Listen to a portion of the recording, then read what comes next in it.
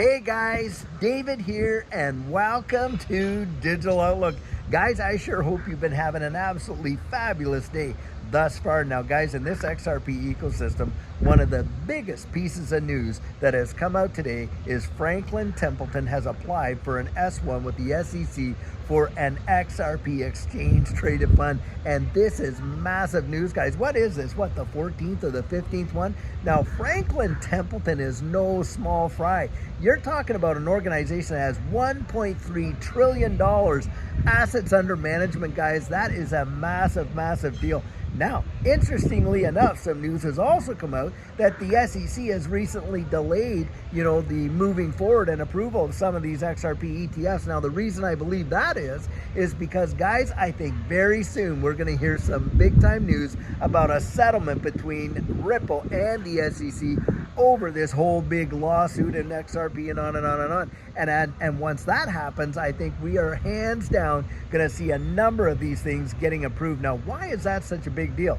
Well, guys, it's a big deal because when you're talking about a spot exchange traded fund, it has to hold the underlying asset. And you have 15 of these applications. They all are going to be competing with one another massively. And as a result, are going to be out there. And what are they going to be doing, guys? They are going to be gobbling up the available XRP. And that's where I do see that we potentially could see a supply crunch in the retail market for XRP, because these spot ETFs are going to need to hold it, and that's going to be a big deal.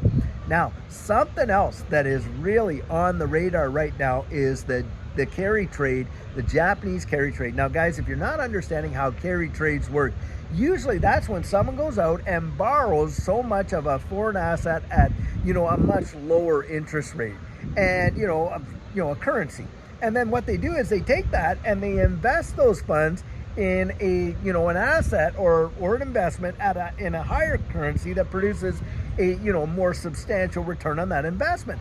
And they profit from that variance in that trade.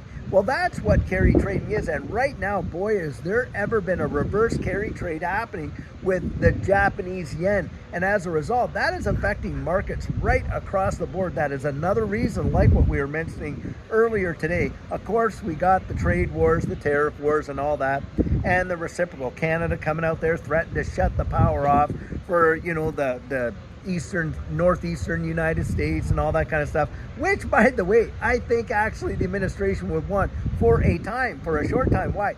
Because, guys, it would actually motivate them to go out there and really push that agenda of America first power, right? It would give them all the excuse that they need to literally turn on what they need to turn on in the States and not be buying foreign power. Now, Canada goes ahead with that. I think what they're doing, they're going to spite their nose, cut off their nose to spite their face if they do it.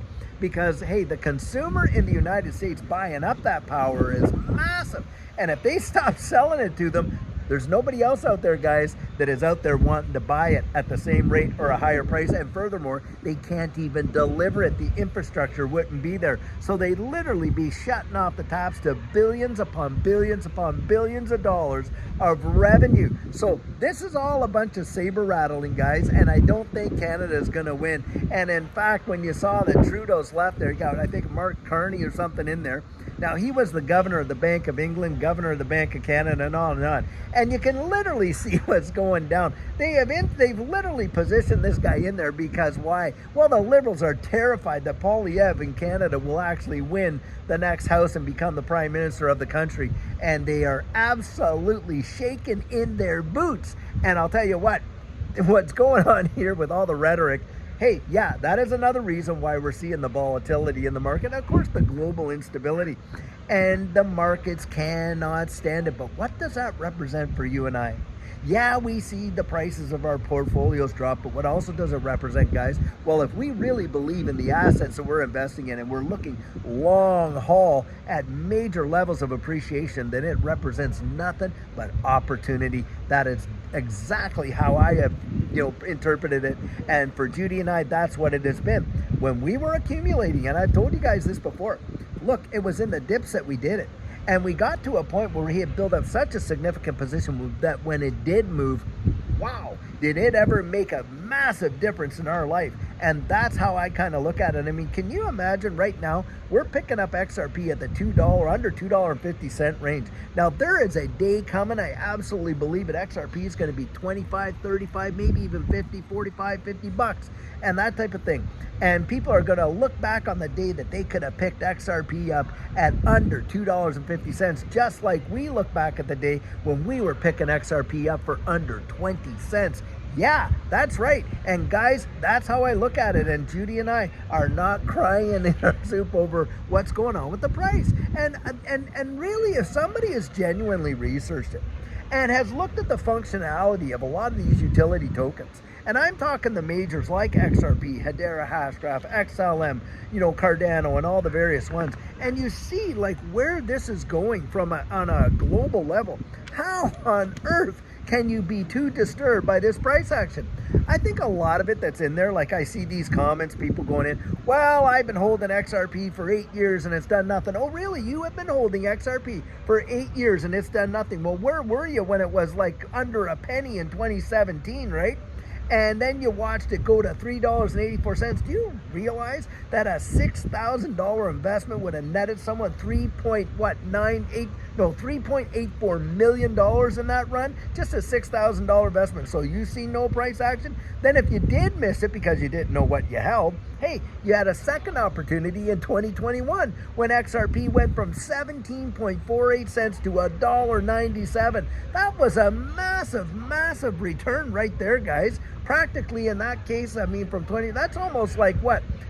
Easily a 10x. And the thing is, most people are just missing it completely when they look at the day-to-day little rinkety-dink action like that. You want to look down the road, guys. I'll tell you what, do you realize in some of those investments that Judy and I made, we saw over 10,000%, 100x returns. I've watched it happen in this space. Now, you got to know your risk tolerance because this space is not made for everybody. Some people, they just don't have the stomach for the volatility that happens. And when these external things are happening in the market, along with market manipulation, let's just clarify that right there, it does happen. Those things have huge impacts on the prices. Look at the Dow, the Nasdaq, and all the things. I think it closed today at what, minus 480 points or something like that. But my point is this, in this digital asset space, that you take that volatility in the regular markets, you put it in this market, multiply it by 100, guys. It's like that. You can literally see them fall like crazy all the way down, lose 90%, only to blast off and blow away all the previous all-time highs. It has happened before. I've watched it happen personally, and that's what this space represents. It's that volatility that gives us the opportunity to see the life-changing gains that we do. And one day, guys, when we get that regulatory clarity piece and you see all the institutional adoptions, this case with XRP gets settled, all these ETFs are out there, I don't think we're going to see the volatility that we have seen. And the days of buying XRP under $1, under $2, hey, those numbers, even maybe under $5, will be over. It'll be over in my estimation, and that's my personal opinion, that we will see the day when those days are so far behind us. It's like thinking you're going to pick up Bitcoin at $10 these days. We are probably never, not ever going to see Bitcoin under even $10,000, let alone going back to those prices. I think that's what it's going to be like for XRP, guys. And so for Judy and I, we're as bullish as we've ever been. I'll tell you what now, guys, I sure hope you've been having just an amazing day. It has been absolutely gorgeous out here. Just look at how beautiful it is out at this resort that we're at in the Bahamas. And I'll tell you, this is one of the dreams that we had, and boy, oh boy, did it ever get fulfilled. It is an amazing deal. And I love coming out here and sharing our lives with you guys. You are the best community in all of crypto. I genuinely believe that. And I'll tell you what, guys, until tomorrow, I sure hope you have a fabulous one, and take care.